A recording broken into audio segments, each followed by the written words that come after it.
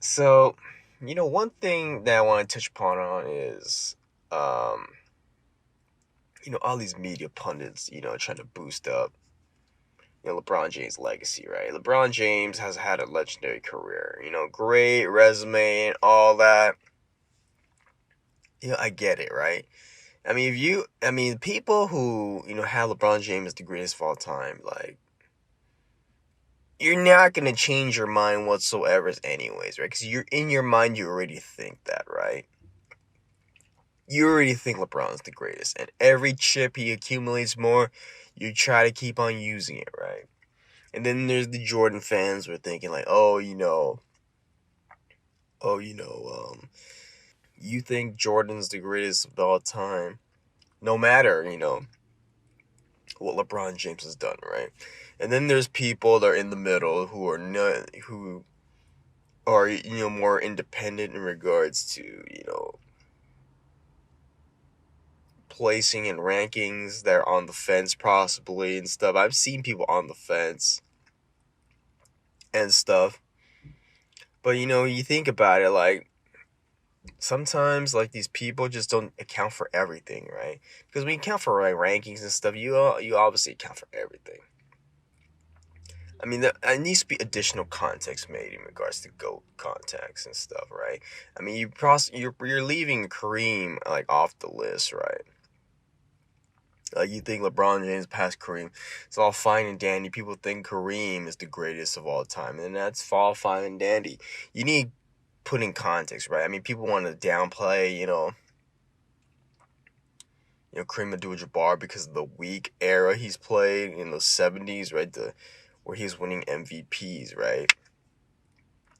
People don't account for, the reason why, Kareem Abdul-Jabbar stopped winning MVPs was because, they changed the rules where, if I remember correctly, it used to be, the NBA choosing, the MVP, right? And then it switched to the media having the votes for MVP. And, Kareem is not really the best media person, right?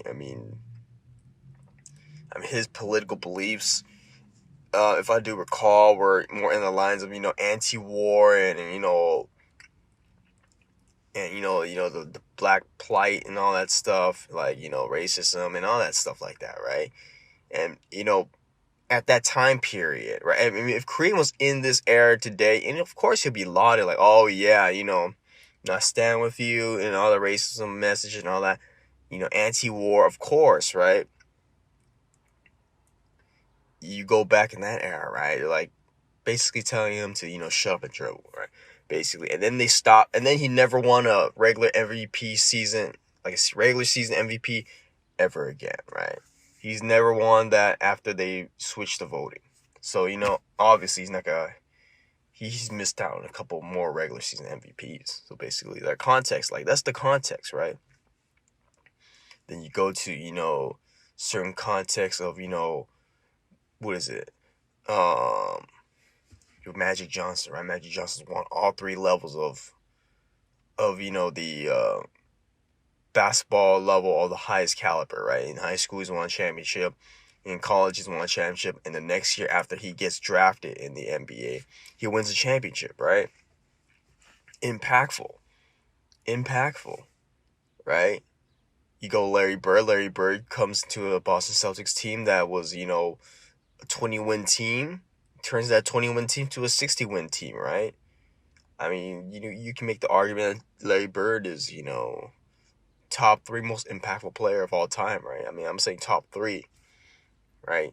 Just him alone turned that team to a 60-win team. And this was before Kevin McHale. This is before, Dennis Johnson. This was before, the additional championship, draft picks from the Celtics, right? It's just Larry Bird, who, went against Magic in the college finals, which is still, I think it's still like the highest rated finals, right? There needs to be context, man. Sometimes some people just making stuff up. A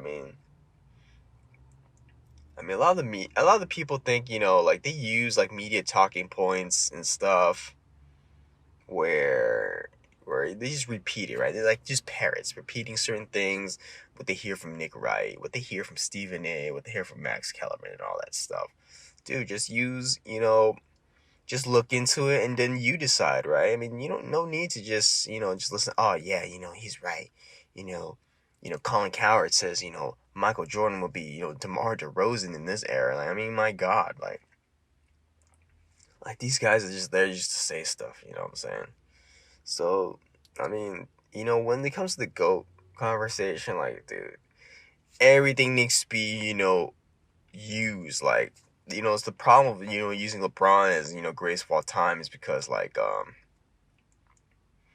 you kind of exclude certain things from his, past, right? I mean, people just ignore, like, 2011. Like, they're just trying to, don't bring up 2011, like, stuff like that. Because, in my opinion, that meltdown in 2011 where he lost to the Dallas Mavericks is basically exclusive the greatest of all time conversation, like, easily, right?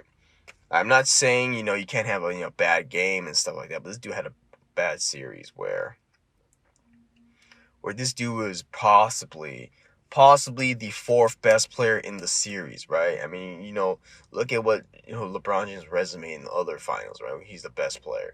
And this dude was the fourth best player because of the amount of choking he did, right?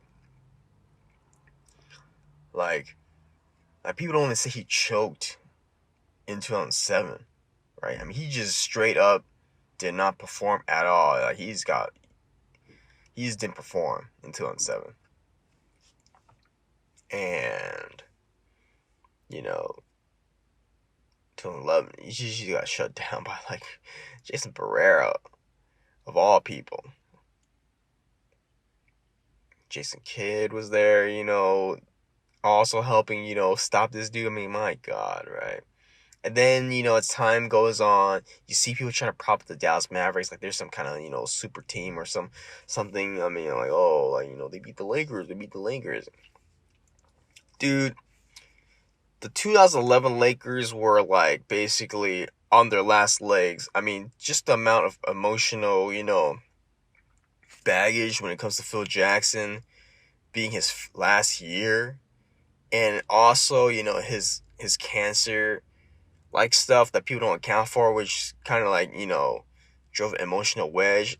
Not only also including the fact that Kobe Bryant's knee was kind of fucked up as well, right? So, I mean, there's that, but, you don't hear that context because, like, the media perpetrates basically what,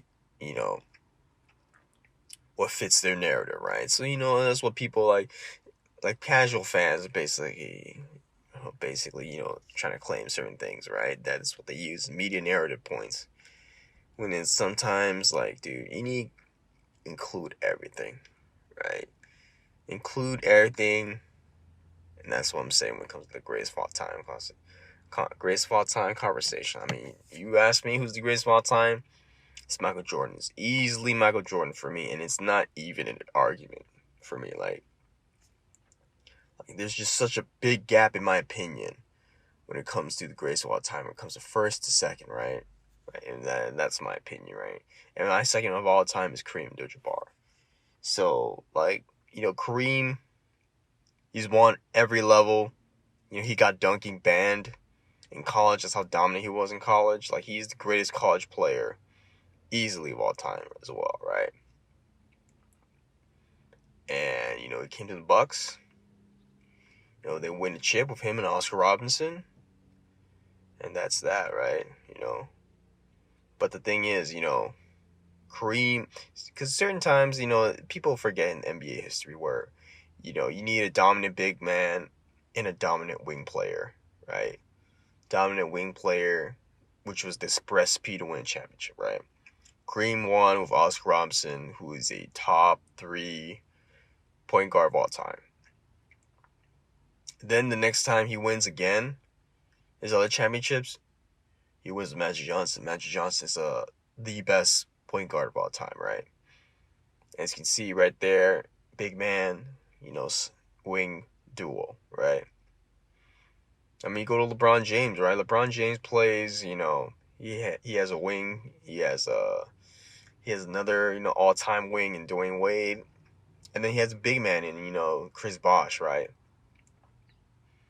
Chris Bosh is a franchise player for the Toronto Raptors, right?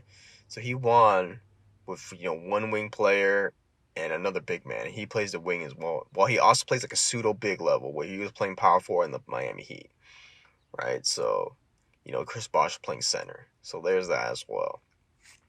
Goes Cleveland. He gets another player operating on the wing with Kyrie Irving, slasher, shooter. He has a big man, Kevin Love, as well, all-star, who was a franchise player for the Timberwolves, right? So stuff like that. People want to take count. And then he wins again on the Lakers with a dominant big man, and he plays the wing role era, where he plays the wing player role. And, they win, basically, right? Michael Jordan played with, with an elite wing player in Scottie Pippen, right? It's just two wings. He's never won with all-star, center. He's won with basically these centers who are just bodies who just give you 6 fouls. I mean, it's just what it is, right? You want to say Horace Grant? Well, I mean, I have news for you, dude. Horace Grant was a great role player. He was never an all-star or anything. If you want to say all-star caliber, dude, he only made one all-star appearance, and that was the time when Michael Jordan, retired, right? So he's never made an all-star appearance ever again. That was like one-time thing. Like, if you want to say that, then I guess Kyle Korver was an all-star, right? Because he made it one time. But that's a different conversation for another time. So I mean, Michael Jordan basically broke the recipe for winning a championship. He won it his way without a dominant big man. He transcends basketball. And, there's a lot more arguments for that. I mean, you can counter every LeBron James or Kareem Abdul-Jabbar argument against Michael Jordan, but, Michael Jordan stands above all.